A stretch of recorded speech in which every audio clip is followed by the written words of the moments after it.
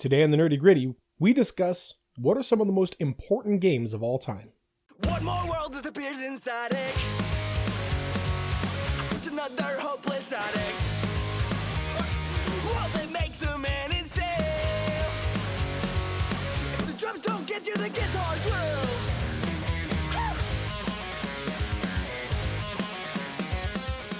Hello, everybody, and welcome back to the Nerdy Gritty, where we delve deep into the details of pop culture. I am Fox. I am Dez. And we didn't come up with fun little things about our names today, but that's okay. I am the most important Dez that ever Dezed.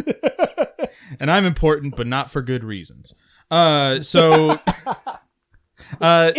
is a better word. Weird, yeah, there you go. They call me the Butcher in Alabama. We're in a current interesting time. This is the during times for us. If you're listening to this in the future, this is during the COVID-19 pandemic quarantine stuff. Really interesting. I don't know if you saw a story from Louisiana recently, where they were using. They might still be. They have a 9 p.m. to 6 a.m. curfew in place. Ooh. At least at this time, just to try to minimize people out and whatever. Now, unfortunately, they weren't up the let's see, this was Crowley, Louisiana.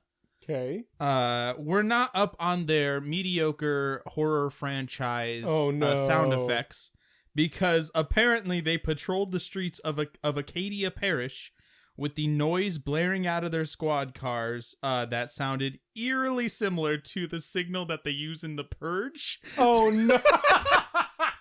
to do a signal that the Purge has begun. Now, the Purge, if you haven't seen it, they're terrible movies for the most part, about a 12-hour lockdown or 12-hour period in American culture where a year. All things are legal. There is literally law. There's no law. There is no law. Yeah. Yes. And that's hilarious. It's ridiculous. But if you take any moment to think about the Purge rules of nothing being illegal, no law in general, it's kind of weird that it's just mostly depicted in these movies as just a bunch of people killing each other. Right. Like, yeah, there's going to be one or two people that are going to use this to their advantage, but it's like large swaths of New York are apparently just war zones because gang. What would be a better use? What would be a more, that's what we're going to talk about here for our intro. What's our more advantageous use of a time with no law? Instead of just killing people like a bunch of weirdos, what would be a better choice to use that time for? Easily my thought, first thing comes first, is just be like, grab your toolkit, go find an ATM, and bust it open, and grab all the cash in there. And people walking by like, hey Todd, hey Sam, you want that one? Yeah, sure, I got that one. Sure. Go ahead. Like, yeah, that's the. You don't have to murder each other. Let's all just split an ATM, guys. Yeah, let's all just be rich now. I mean, man, it just feels like to me that there's some like really obscure way to just. Oh use... no! Done. Ready? Yeah. Break into a donut shop, steal all of their donuts. Done. I solved it. That's okay. That's the Purge solution. I mean, that's a good one. What if you just change your identity and now you don't have any debt anymore? Oh. What if you just I feel like they're so simple. There are ways to just completely get out of the. Would this work? Okay, so let's say you spend 364 days and 12 hours becoming elite hacker. Sure. And in that 12 hours, you go and you delete all of your debt. Delete everyone's debt. Sure. Yeah. What if one of the people who has the ability at a credit company, but not somebody who financially gains from the credit company in a way more than just being employed by them, was just like, you know what, I'm gonna be a Robin Hood. So my question is would that still apply the other 364 and a half days a year? Well, I mean, if the record of the debt has been canceled, then if you found a way to delete it entirely. Right. It'd be hard to do. You'd have to delete backups and yeah, I think that they're probably prepared for that. My question is what if you are Joe credit card guy and throughout the year you're making some pretty sizable purchases and you're paying off your minimum. You're not going into collections or anything like that. You're paying off your monthly minimum, whatever else.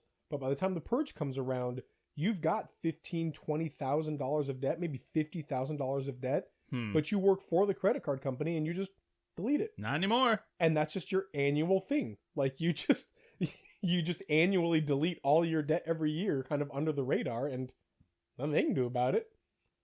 I think that's what I would do. I would get a job.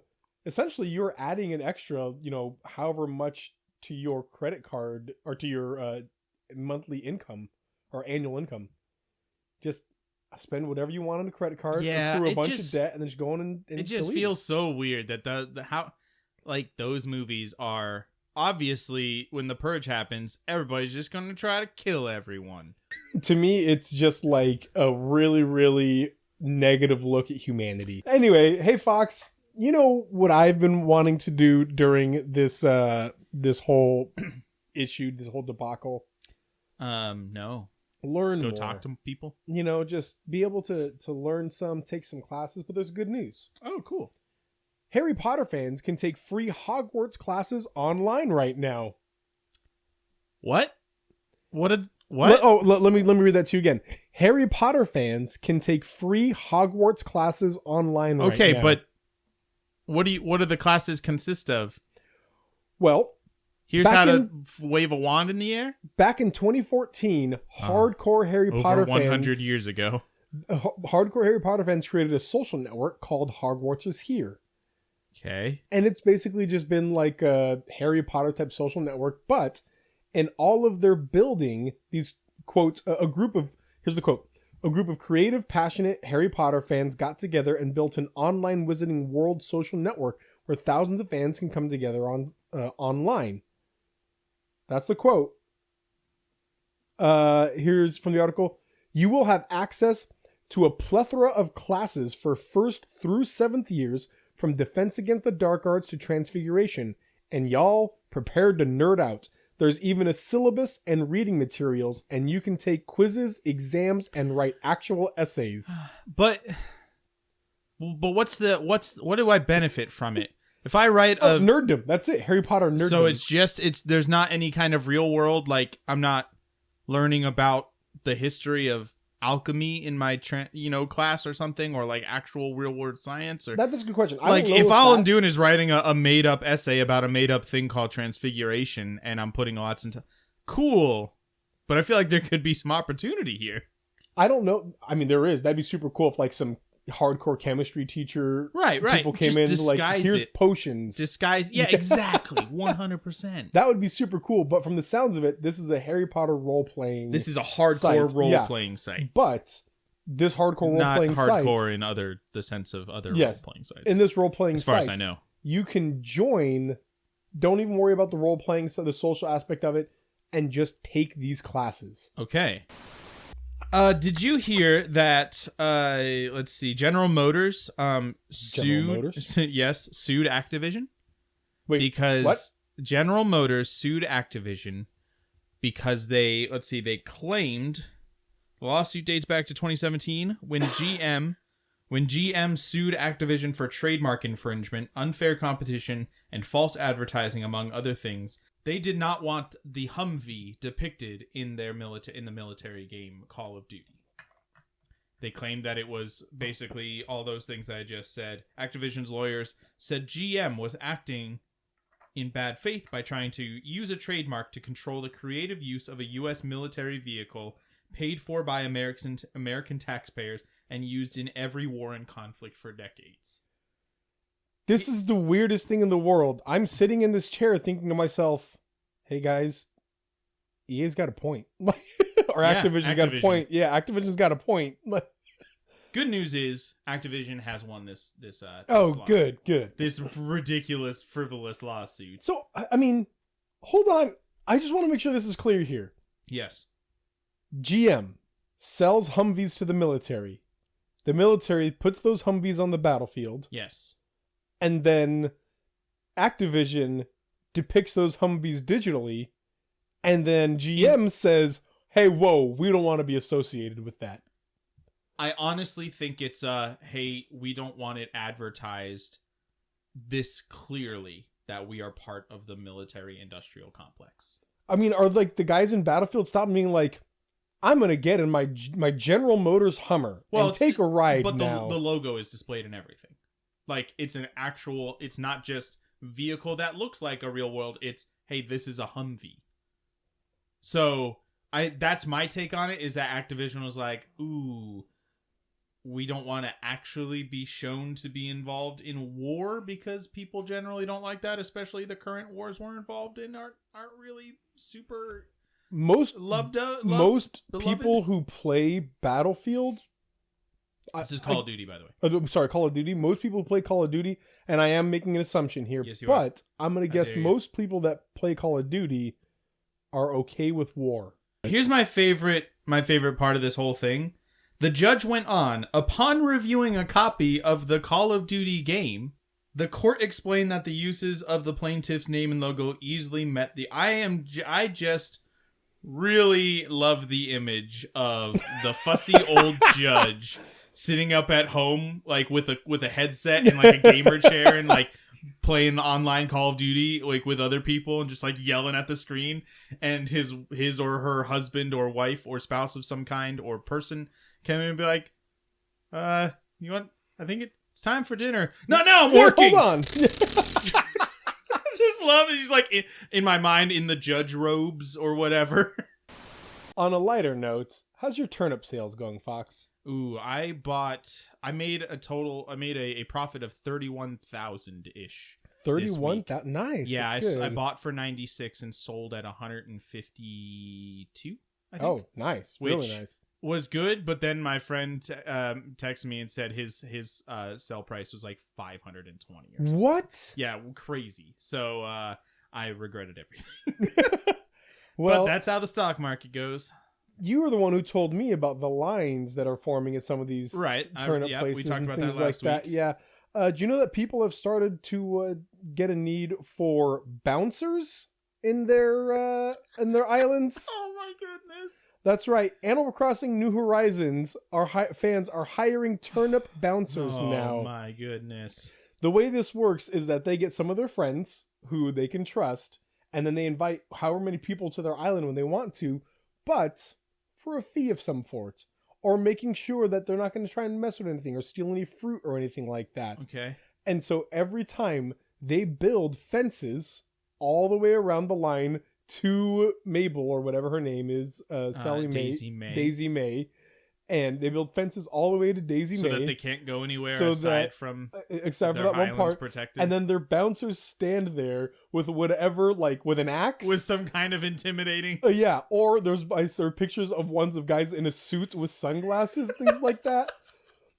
But if they're sitting in a chair right in front of that thing, okay, people can't get through. Right. It's literally a blocking of the line. And the bouncers they will sit up. And then one person can sit in the chair and then get out of the chair. And then the bouncer sits back in the chair.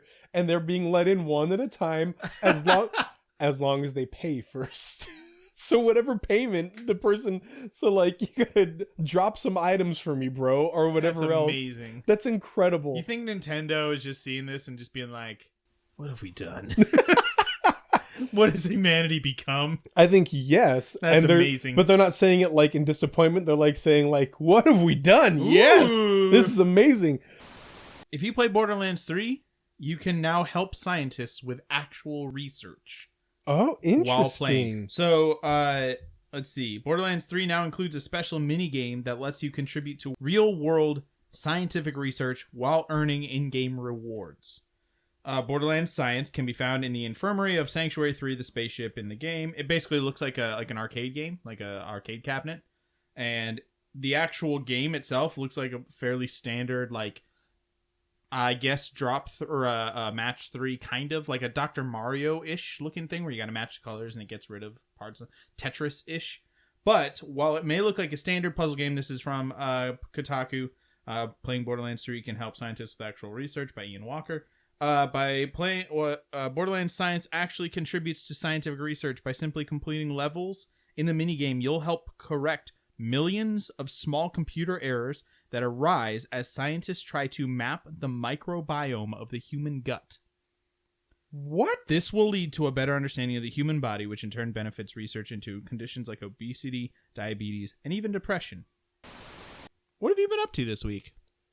I've been playing Code Vein also. Okay. And Code Vein is getting very good. Okay. I am all in on this. My question is how much of the good... Okay, gameplay. The gameplay is fantastic. Yeah, I want your rating, 1 to 5. Gameplay. 5. 5. Done. Story. Right now, I would have given it a 1.5. I'm going to give it a 3 right now. Smacking them. It's getting better. Okay. It's getting better as we go. It's getting a little more intriguing, and we got our first clothed woman, which is was shocking to me. I've played about 3 hours of the Final Fantasy VII Remake. Mine isn't here yet. Yeah, I got mine yesterday. So bad. I was told, I got an email saying it should be here Saturday, and then it showed up yesterday, so that was really nice. And it's extremely fun. I am playing it from the standpoint, we should talk about this at some point. This could be maybe something we turn into an episode, but I'm playing it from the standpoint of somebody who has never, I've played maybe, it's hard to compare, but I've played a couple hours, not very much of the original Final Fantasy VII. Right. Definitely the intro, blow up the reactor several times, and maybe a little bit farther. I'm coming at this basically, I don't know really anything about the story. I know just from being immersed in video game culture, very general things about the story, you know, Cloud. I know the characters. I know Sephiroth. I know there's some kind of... there's like a mother or something that Her name's Genova. Genova, that one. Yeah, right. I know like some things. I've seen the Advent Children movie several times, but I watched it more because it was cool action and not really because I understood anything that was going on. I know that Aerith dies, which is going to be... Spoiler, everybody knows. Jerk. Aerith dying is the I see dead people of video games. Everybody knows it. Don't even worry about it. Hey, if you watch Wreck-It Ralph, it says Aerith lives. We are playing Resident Evil 3. Yes, we are. And it is very good, and I really enjoy it. Sure. And it's Resident Evil 2 again. Once again, yeah, this is one that you've played before, and I'm playing for the first time. Not playing, watching you play. And yeah, that's, to me, it's just, okay, it's just the second one, but another story. Like, just feels like the same thing. So, much like you said about the Doom games, I'm okay with this, because I feel like they perfected a really good combat system in Resident Evil 2, really tight gameplay. Yeah. Felt like it always worked exactly like it was supposed to. And now here we are in this one. Why if it ain't broke, don't fix it. And oh yeah, no, I'm not upset about it. Yeah. It's fun. And there is a scene in which some sort of creature shoves a tube down your throat and implants its babies in there. Yeah, that's nice. And you have to eat a green herb and vomit them out. And I still am like... Yeah. I watched the television show Tiger King. Oh, no. If you are the one person on Earth who hasn't heard of this, it's a Netflix show about Joe Exotic, who claims to be the Tiger King. Or whatever, I don't know. That Tiger King is a nickname he has or whatever. Basically, he's a person who owns a private zoo in Oklahoma. He's also just the most ridiculous mythological figure you could ever think of. Except he's not a myth. No, he's just a disheartening figure. Anyway, it's about him and his struggles to maintain this zoo. And it's also in part about the private zoo industry and actually how detrimental it is to... It's just throughout the whole thing, like there's these people making terrible choices and all this, and the whole thing you're just like, oh, I feel bad, so bad for these animals. Yeah, you can love that animal as much as you want and play with it and find it, and have all the good intentions. But if you're trapping a tiger in a 30 by 30 foot cage, you are a monster. Like, I even would say that about general zoos, not even these subpar, private zoos. Right.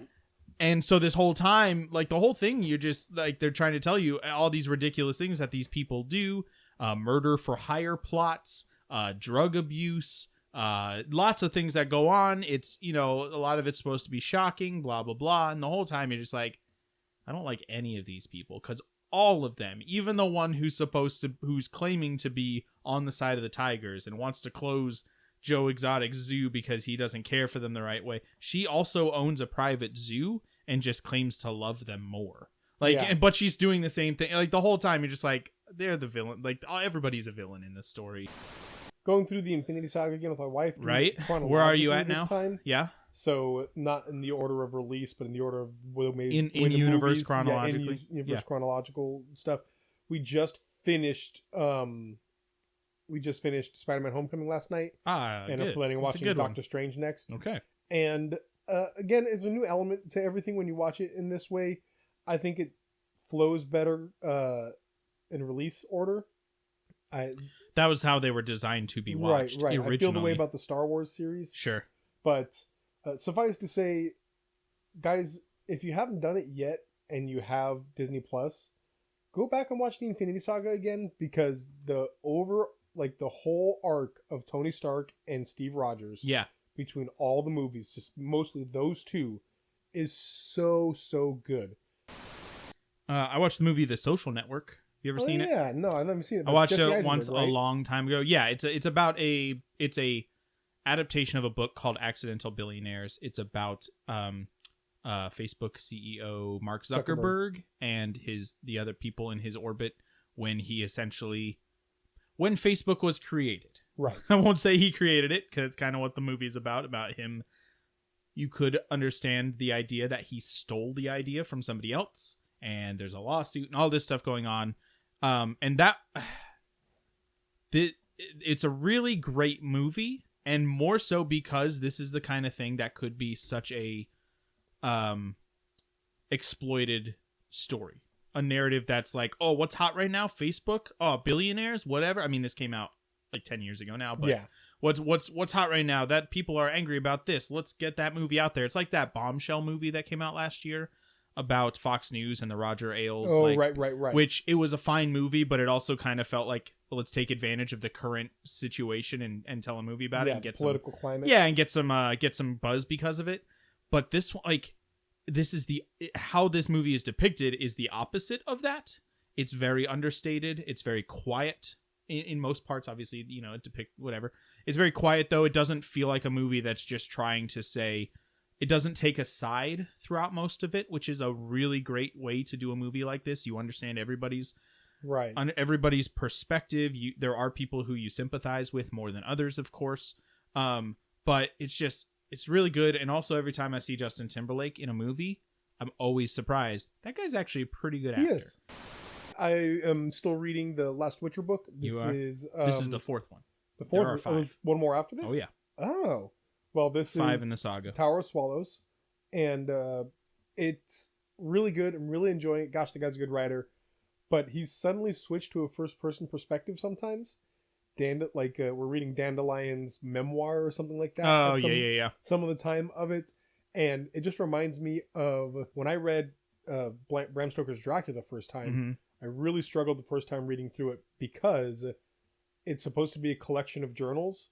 And so everything is from first person, but it's a different person almost every chapter. Oh, really? So it's saying, I did this and then I did that, but this time it's Mia. Next time... And each time you got to kind of figure out who it is. Yeah. And so this was kind of that for me. It's like reading from third person, omniscient the whole time. All of a sudden it's first person. Being like, oh, kind of a jarring thing, but it's still interesting. I'm still really enjoying the book. Well, that's all I've got right now. All right. Well, then, you ready to get down to the nerdy gritty? Let's do it.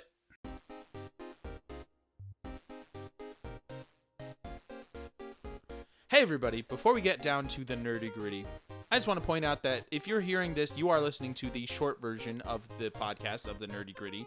If you are interested in hearing what we call the director's cut, you can head on over to our Patreon. That's patreon.com/dezandfox.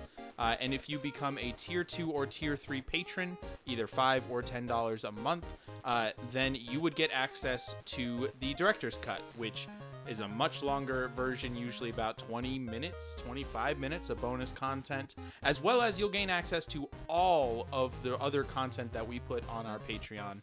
That means bonus videos. That means exclusive content, content you get before it comes out on YouTube. Lots of games that we play. But if you can't do that, we really appreciate you for just listening, for liking, for sharing, for just being a fan. So thank you very much. Let's get down to the nerdy gritty. Recently, a little game released, one that you might have heard a couple of things about here and there. We've talked about it maybe once, I think, called Animal Crossing New Horizons. Yep, I've heard about it. Now, okay, Animal Crossing is a huge deal, and it's great and it's fun, but let's be real. If it weren't for the circumstances, Animal Crossing probably would not have the popularity, close to the popularity that it has right now. We want to put this in, so there's another podcast called The Besties, in which Justin and Griffin McElroy, along with Russ Frushtick and Chris Plant, basically each week talk about their favorite games, or just a big game or whatever.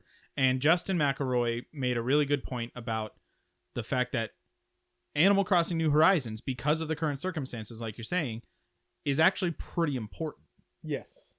It's popular because it's something to do during a time of quarantine that kind of gives this quasi sense of community and being able to live a life that doesn't have to stay inside and, things like that, which I thought was a really good point.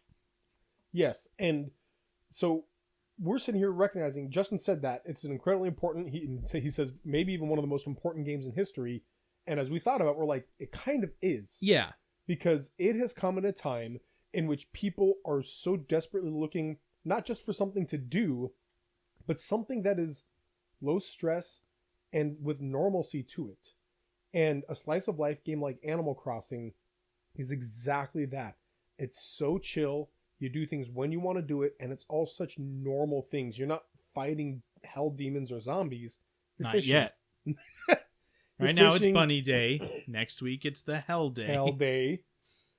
You're fishing. You're gardening. You're chillaxing to the max. Yeah, and it's so relaxed. Yeah. And Switches are going out of stock everywhere right now. Yes, they are.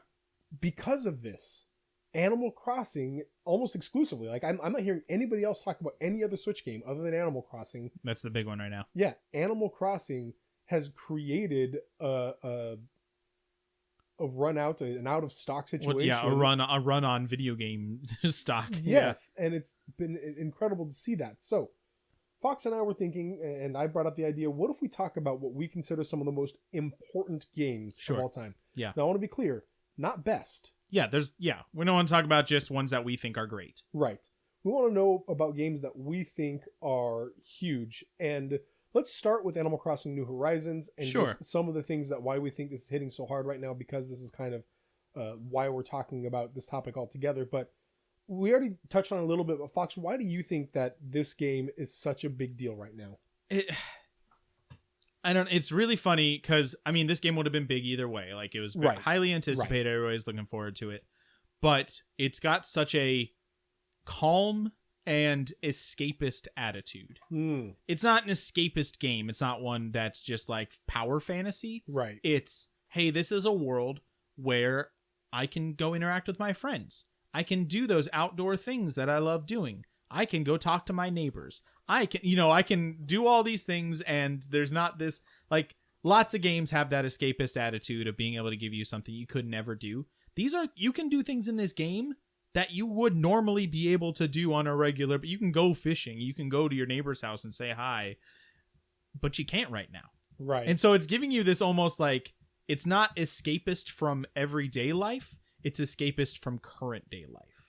And it also gives you, like, it's such a oddly specific time. I think Nintendo got very lucky. Yes. Which is a weird way to put it, that this is when it came out. And obviously you can't say they planned it.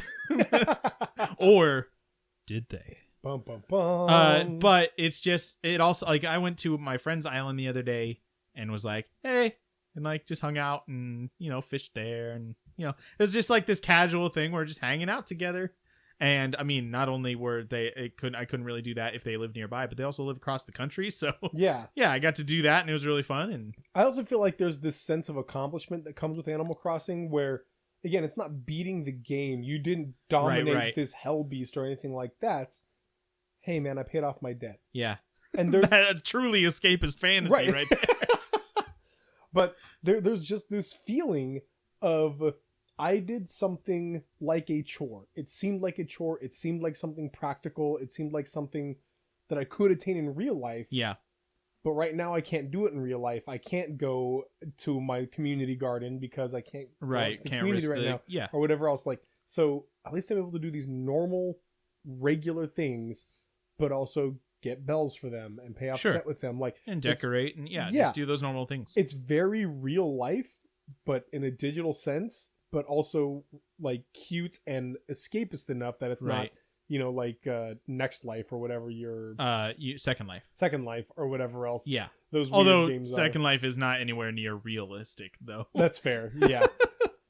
But it's just in this area of so relaxing, so practical, with so many attainable goals that you can complete, and at exactly the right time. Right. At a time when people feel like they're in limbo, that they can't complete anything, here is a game with so many attainable goals. Yep. So, congratulations, Animal Crossing. You've done a great job of bringing a lot of normalcy into a time in which nothing seems normal again. And aside from that, you made a great game. You did. Streamlined some of the UI stuff, but other than that... Well, Fox, what would you say? What is first on your list of important games? I'm gonna go Grand Theft Auto 3. Oh, okay. Why Grand Theft Auto 3? Grand Theft Auto 3. I mean, obviously, it's not the first in the series. The Grand Theft Auto series before that was pretty violent and pretty adult oriented. Yeah. Grand Theft Auto 3. I want to also clarify that pretty much every game I'm going to bring up is definitely not the first to do what I think it's important for doing. A couple of mine are not that also. Right. It's like Doom is considered to be one of the, the greatest first-person shooter. It's not the first. Wolfenstein was really the first. Kind of. Yeah. But I think Grand Theft Auto 3, for better or for worse, was important for bringing into popular culture the idea that video games are not just a children's toy. I'm very frustrated. I don't think general culture, I don't think really thinks of video games as a children's toy anymore. I think they still might have a negative connotation of a slackers thing, but not just like a kid playing their Nintendo, their Nintendo box, whatever. But Grand Theft Auto 3 was the first 3D open world in the series that basically gave you the opportunity to be as evil and terrible as you want to and essentially be rewarded for it. Right. And it was beloved, critically just acclaimed for its systems and everything in it. But obviously, if you should go back and look up articles or just look up retrospectives, but the community at large, parents hated it. Yeah. Senators tried to get it banned essentially. Because it was so adult oriented in its content. Of very much the explicit lyrics thing on CDs and whatnot, where the more that the government and parents said you can't have this, the more people wanted it. Yeah, especially kids. It had the opposite reaction. I'm sure parents they didn't care if some 40-year-old had it, but they cared if their 12-year-old had it. But the 40-year-old doesn't care what the mom thinks, but the 12-year-old is like, oh, my mom doesn't want me to have this. I need to have it now. I need it. I have to have this game now. Yeah. So, that whole ironic thing. But I think that was a big one that I can think of in my lifetime for sure, that it's now really just second nature that most games are pretty violent. Yes. Grand Theft Auto does take it to an nth degree every time and it gives you more freedom to be a terrible person. But that game really just changed the modern understanding of what a video game is supposed to do or that it should be able to do. Well, it was also one of the first games to kind of take that actual camera perspective, that third person action open world. It also kind of defined sandbox games for the future, but it took that literal view, that camera view, and put that violence in that view. Now, a lot of 3D platforming had come before that from that angle, but seeing your person as a human being, not just there's been the Grand Theft Auto games before that were top down, bird's eye view type stuff, And there were a couple of other things here and there that were ultra violent for funsies, like Mortal Kombat. Sure. But they were 2D fantasy fighting games. Yeah, things like that. This showed you a person, and you could walk around and see other people walking around. Right. And that could be a totally innocent person. Innocent and you bystander. could pull a gun and shoot them. Right. And you're right. This is one of the first games that did this. Now, is that a good thing or a bad thing? Whatever. It's not here or there. That's not what we're talking about. No, I agree that it did finally take video games to this level of this isn't for kids, guys. Right. As well as the sexual content was pretty raucous in there. Right. I mean, mostly it was hire a hooker, put her in a car, right, pay her, right, and then shoot her. And then you can shoot her back. and get the money back. That was they made fun of it on Scrubs one time. Yes. But yeah, so I think it's important for just, I mean, there's got to be those things that I guess quote unquote make that sacrifice. But obviously, Grand Theft Auto has going nowhere, and the last one made all the money in the world. So, like, it's just there's got to be things in each type of art that just kind of push the boundaries. And I think Grand Theft Auto did that and actually paved the way for a lot of stuff we see today. I agree. That's a really good one. My first one, because when you were asking, like, what do you mean by important? This was my example. Yeah. Wii Sports. Wii Sports was, I'm going to call the game that normalized gaming. Sure. Like capital T, capital G, the game that normalized gaming. Because when the Nintendo Wii came out, the Nintendo gave it this platform of the family console. It's for your kids to play with your grandparents and etc. Everybody can have fun. Everybody can have fun. And it was very accurate and very true, but no mom and dad at the time, particularly no grandma or grandpa, cared who Mario was. Didn't care about Super Mario 64. Or what a Twilight Princess is, right. Or any of this stuff. Like, none of that was important, but they could bowl. Yeah. They knew what bowling was and didn't always want to go to a bowling alley. They could throw a frisbee around. Right. They play ping pong. Sure. And so many people did. I remember at that time hearing so many people be like, oh no, we don't do video games. I mean, I play Wii Bowling. Like the phrase do you think a video Wii game Bowling is? Was such a... Everybody Wii bowled. Right. And it was so crazy. And so, of course, Nintendo came out with the 100 pin and all the other sure, things the as well. expansions and Wii Sports Resorts or whatever it was with more sports. But the genius of that was that they packed it with the system. With the system. They've done that before. Nintendo 64 had Super Mario 64. It's a great game, but it's a game for people who already played video games. Mm-hmm. Kids might want it and play it, but it's not going to bring in people who would never play other games. Or play video games generally. Wii Sports did that. Wii Sports was useful beyond just wanting to go bowling. It was, I mean, up until I think last year, was it at E3 that we saw that Just Dance, was it 2019 or 2020 or whatever? Yeah. Was still being produced for the Wii. Yeah. And similarly to Wii Sports, where it was because it wasn't seen as just a video game for some people, it was physical therapy. Yeah. Like it provided an opportunity for elderly people to exercise when they can't always just go outside or, they're wheelchair bound or something, but they can play some sports and get some physical activity in there. And so it just provided a reason for people to buy a video game system that never would have, even if they didn't care about getting the high score. They just, they wanted, this was a useful physical therapy thing or whatever, or just my grandkids come over and they like it. And also, wait, this is actually pretty fun kind of thing. And all of a sudden, every home had a console. Yeah. And so now when you said we have video game console in our home, it wasn't anymore like, oh, your kids play video games? Ooh. Oh, no. It was like, yeah, of course you do. Everybody has a Wii right now.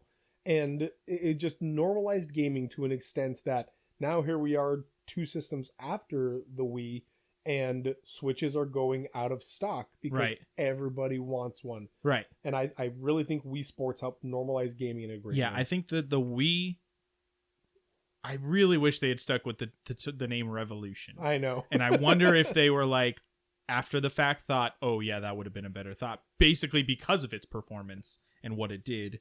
Because it would have made much more sense. That changed Nintendo, I think. I think that from a gamer's perspective, Revolution is the right name and I love it. I think for their family console, yes, Wii it's this fun thing that I'm we can having do. fun. Yeah. We. It's something that we can do. Oh man, you know what? You sold me. Yeah. You sold me. My next important game, one of the most important games I think of all time, is World of Warcraft. Oh yeah, good choice. Once again, not the first MMO. The first MMO I think was really considered to be EverQuest. I don't know that for sure. Doesn't matter. World of Warcraft popularized the genre. Lots of games have done that though for the genre, and World of Warcraft did it really well. Like as far as the streamlining, the system creating everything, basic every MMO and their mother copies World of Warcraft to this day. What I think it was actually really important for was kind of this idea of video game addiction.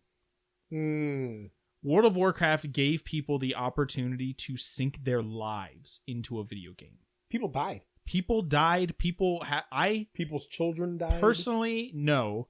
I've not spoken to them in a very long time, not since high school. But I personally know somebody who had to go to therapy to get over this addiction to this game called World of Warcraft. I had another friend who played it so much that when he wasn't playing it, paid for a bot to play for him. Right. And then his account was banned because he was found out. Right. And these are not things... And then he got mad about it. I have put a lot of time into Stardew Valley, but I have not made a bot system that will farm it won't do it for me. Like, right. This idea of gaming addiction, I guess mine are kind of negative in a way, but like this one just... That whole idea that video games rot your brain is true sometimes. The idea that you can be addicted to playing a game. I think the recognition of that also really helped pave the way for understanding pornography addiction. Sure. And a whole lot of other like social media addiction and things like that at the time, video games still had a negative connotation. Yeah. And so there was this willingness to accept that, oh, you can be addicted to this bad thing. I do understand that. This digital thing, there are other digital things too. And now we're at a time where we're realizing, oh, there are a lot of digital things out there that can actually be really problematic, that can cause addictions, things like that. And it's helped normalize a whole lot of mental illness as well. And they're called like the lost millions in Asia of people who are addicted to video games and just don't go outside at all. Yeah. And yeah, I think World of Warcraft helped open that up, because let's be real, World of Warcraft made it the worst, but people played too much video games before WoW. Right. Once again, yeah, we can't just say, oh, World of Warcraft is the one that people started getting addicted. People got addicted to Doom. People got addicted to everything. Addictive personalities exist, and all games could be a part of that. Right. World of Warcraft, I think, kind of created a platform. I can't really blame I can't blame Blizzard. Right. But if you don't, there's a concept called a Skinner box. It's essentially if you put a coin in, you get something out 1/5 of the time. You'll put a lot of coins in because you don't know when it's going to come out. Yeah. And it's just this looping like feedback loop that World of Warcraft really hinged itself upon. I need 10 rat skins for this quest. You get a rat skin. One out of every 10 enemies you kill will give you one. I'm going to have to kill 100 of them. Like that kind of thing. And it just created this feedback loop where then you got better gear to go do better quests. And it made itself very easy to be addicted to, I think, especially when you bring in the social aspect. Yes. Yeah. And so I think World of Warcraft was a very good game, but I think it also was kind of a victim of New Frontiers. It didn't know what it was doing. I agree. And so there have been ways to mitigate that. I mean, games still rely on that stuff for sure. That's what loot boxes are. I mean, that mobile games do that these days. I really appreciate it when games will there's a game Warframe. There's a no-clip documentary about Warframe, and they talk about it in it. The developers talk about how one time they basically created a thing where if you put in this certain amount of in-game currency and pull the lever, you'll get something out of it. And there was no limit to it, and people started putting money, like, because you could buy that currency with actual money.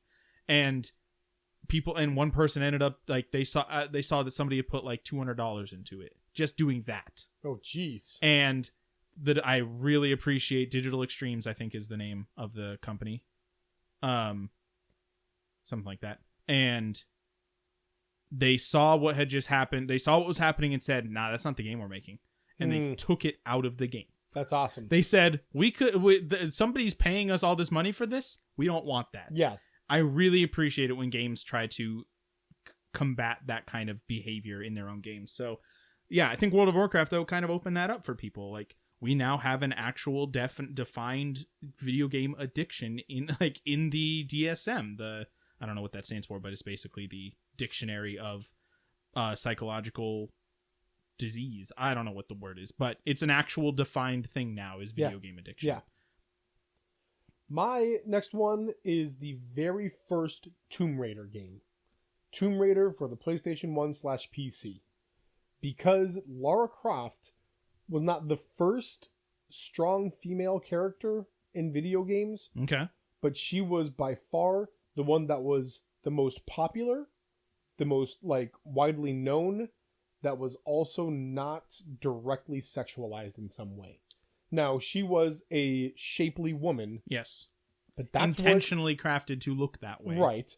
But that's where it ended. Right. She never removed her clothes. There was never well, not purposefully. But that's kind of my point. Yeah. For her to be sexualized in that way, modders had to come in. They went in and did it themselves. Other than that, she never needed a man's help. She was always the strongest person in the room. She always knew what she needed to do, where she needed to go. Yes, Samus Aran existed before this, but most people didn't even know she was a woman. Right, it was a surprise when she took her helmet off. Right. And there were a lot of... Yes, there were other female lead characters, but this is one of the first ones ever where we take what was considered a male hobby at the time and brought this female strong lead in for the shooting and the fighting and the punching and the shotgunning and all this other stuff, and made her not need a man for anything, and also not need to do things for the male gaze. Yeah. You know, she didn't need to, oops, I dropped my gun, I'm going to slowly bend over and pick it up or whatever. And because of that, I vividly remember girls at the time, my friends and things like that, being like, I know who Lara Croft is. I don't know what the name... What's her video game again? It's pronounced Lara. Thank you. I know who Lara Croft is. And... Lara. But what's the name of her video game again? And things like that. Like, she became an icon. Right. She became an icon for women. In video... Like, this video game became a female icon. And I really think it helped open up the doors to... the other gender, I guess I could say, the female sex, because before that, video games were purely made for males. With a heavy eye to the male. What's the word I'm looking for? The male gaze. Nah, they're a bunch of gays. I'm gonna edit that out. That's too late. No, it's okay. It's not too late. This isn't going live. Oh no, it is. I have one more, and I think it's. I'm gonna give it a no. I'm gonna give this one, Guitar Hero. Ooh, okay. I think Guitar Hero is extremely important in the history of games. Partially because it created a kind of a party game atmosphere. Wii Sports did that. There were other party games, but this one created a party game atmosphere for anybody. I mean, I have on my list also GoldenEye, and that was a great party game. I stayed up literally all night playing GoldenEye a lot as a child. But that was just me and my video game friends. But GoldenEye or Guitar Hero started this trend. Didn't start the trend of rhythm games. That honor really generally goes toward Amplitude, which was a really fun game. Guitar Hero started this series that eventually led to Rock Band, and Rock Band gave you the option to sing. And so anybody who you didn't even have to have rhythm or an understanding of video games, but if you knew the song Don't Fear the Reaper, or if you knew the song Barracuda, then you could play this game together with all your friends. And it created this like, I don't have to know anything, but I love that song, and I'm going to sing it, and I'm going to get points, and we're going to win together. And it just put the opportunity... It also created this merging of two different art forms. Where you know, popular music from history and today, eventually there were like thousands of songs on Rock Band that, like, you know, this new album's coming out from this popular band and 3 of the tracks are going to be on Rock Band, that kind of thing. I recently heard that for Rock Band, you could have your digital, like, hard drive, I guess, of songs. Yeah. And every time you got a new one, so if you got Rock Band Beatles, all those songs will be added to it, Mm. and you could play all of them now. And so all of a sudden you had this huge library of songs from all the different rock bands or whatever else. Yeah. And you can play so much music. Yeah, and so I think it did a really great job of just creating a party game atmosphere that didn't even require an understanding of video games. Or even an understanding of, playing Guitar Hero. Playing the guitar is nothing like playing an actual guitar, other than just finger dexterity, really. Yeah. But but you still have to have that like rhythm and dexterity to be able to do so, especially if you're playing drums on there. That's pretty close to playing actual drums. Very similar. But you can sing a song. You can put it on easy and not even have to sing it good. Like, you can just sing a song and win the game like with some friends and not even play video games at all. And so I think Guitar Hero, I'm really sad. I mean, it was kind of inevitable, but I'm sad that the rhythm game trend kind of died out. It got to a point where it couldn't go any further. It literally got to the point where you're actually playing a real life guitar. Yeah. And it's like, what else are you going to do? So, yeah, I think Guitar Hero is pretty important. That's a good one. My last one, Tennis with Friends. I love it. I think it was like 1978 or something like that. Oh, is this not a joke? Okay. No, cool. Not a joke. Let's hear it. The first multiplayer video game ever. Really? Yep. Okay. And is the very... You could play Pong 2-player. Pong was after Tennis with Friends. Really? Wait, what year did you say? 78, I think, something like that. Okay. Yeah. So, and Tennis with Friends was essentially Pong. It was essentially the same thing. Okay, I got you. Yeah. It did not look like tennis. I thought you said 88 like before, and I was like, it's not, no. It created this digital platform that people could play together. Yeah. And one of the things that I love about video games is the community that creates. Right. I don't think that I can say much more than that about this, other than this is what began video gaming as a community thing. And that's incredible to me. Video games are amazing because of the community they create. Yes, I prefer single-player experiences, but I prefer single-player experiences that I can then go talk to people about it. Yeah. And then I can go tell people how amazing this was, because video games are a community thing. There's something that we come together with, and I love that. Yeah, and absolutely. This is one of the first games that let people sit down and play together. Yeah. You also play a lot of multiplayer games, but not just like compete, but just to like spend time with your family. Yeah. Like there's there's so many reasons to play them together beside just I'm better than you, or like we're talking about Minecraft Build the Earth recently. Like let's play together and literally recreate the Earth in this video game, and just all these things that are now happening. And yeah, the very first one paved the way. Yeah. And also not funny, I mean, but just revealing how fast it went from just we can play this video game to I need to play this with somebody else right now. Yeah. Like let's play together. I'm sitting alone. I mean, there was handing off the controller. That's not but they saw the opportunity and said, "Hey, this is going to be great. To play a game together would be a lot of fun." Yeah. There are lots of important games in history. We didn't even mention like Minecraft or Fortnite. 73. 73. Okay, man. That is almost 50 years ago. Yeah. Crazy. Fortnite, Minecraft is... Those are obviously very big. I'm glad that we can talk about them. They're very important. I think it's fairly well understood. GoldenEye was one that I wanted to bring up. Yeah. Not the first team deathmatch, but the one that brought it to consoles. Yes. The accessibility of it was very important, as well as just being able to hang out and play a game with your friends. Yeah. Fun fact, was basically kind of a last minute addition to the game. Somebody on the Rare development team just was like making it themselves. Yeah. And showed it to others, and they were like, "This is awesome. Let's put it in the game." Very good choice there. Well, guys, thank you so much for listening. Thank you so much for coming with us on our retrospective of important games. Nostalgia, but also fun. Yeah. Let us know what you think is some of the most important games in history and why.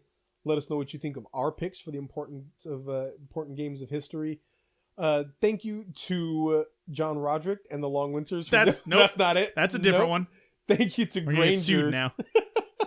Thank you to Granger for the use of their song "All My Friends Have Wi-Fi" and some of my neighbors do too, off of the album Dear Sam. Go check it out. It's a sweet song, sweet album. I want to direct you once again to our YouTube channel, youtube.com/dezandfoxplay.